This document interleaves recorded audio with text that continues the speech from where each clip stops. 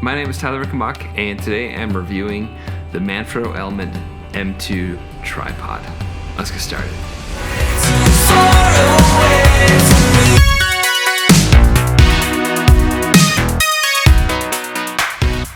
The things that we mount on these tripods are expensive, and the last thing that you want is to have a gust of wind come and knock it over when you're on a shoot. So with that being said, every time that I look to purchase a piece of equipment and reviewing a piece of equipment, I'm looking for a few things. First and foremost, what kind of gear will this camera hold? And when would I use it? Now, to answer the first question, I primarily shoot with a Canon C70, an R5, and a Canon 1DX Mark III. Now, all of those pieces of equipment are relatively heavy, and especially the C70 and the 1DX Mark III. If you were to ask me, hey Tyler, would you be comfortable mounting the C70 or the 1DX Mark III on this? My answer would be no. This tripod is built for travel, for lightweight mobility, for smaller bodies. An A7S III by Sony, perfect. Lightweight mirrorless cameras, perfect. Because you'll notice that as you extend the legs, the poles get skinnier and skinnier until they're itty bitty, teeny tiny. Now that's great for when you're traveling because it's lightweight and it's pretty nimble.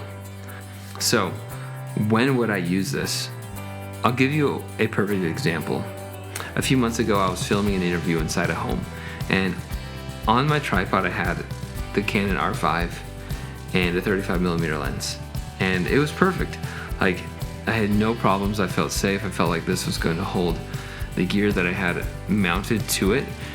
I would not go anything past like an 85mm lens. Like, if you were to throw 7200 on here with like an R5, I would be a little concerned, because the tripod mount that attaches the camera to the tripod, it's made of plastic, and as we know, plastic tends to break. So some of the features that I do enjoy about this tripod is that it does lock. You can lock the legs, so if you just flip the little switch right here, goes up, you lock it, doesn't go up, doesn't go up, unlock it, all the way up. And these are actually like really robust, and they're not just going to just unclip out of place like unlike some of the other tripods I've owned in the past.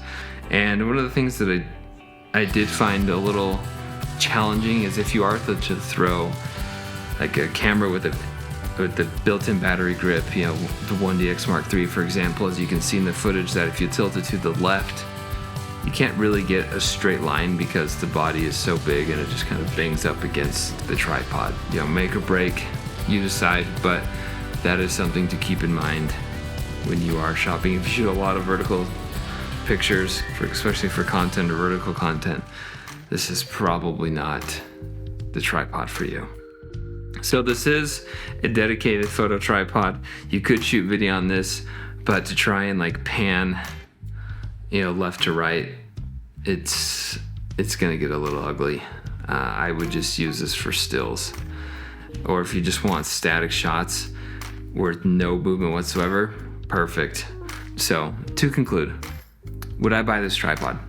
Yes, but it's not a tripod that I would use every day. It's not a robust carbon fiber tripod that you're gonna mount a $30,000 camera on. This is not the one for you if that is what you are looking to buy.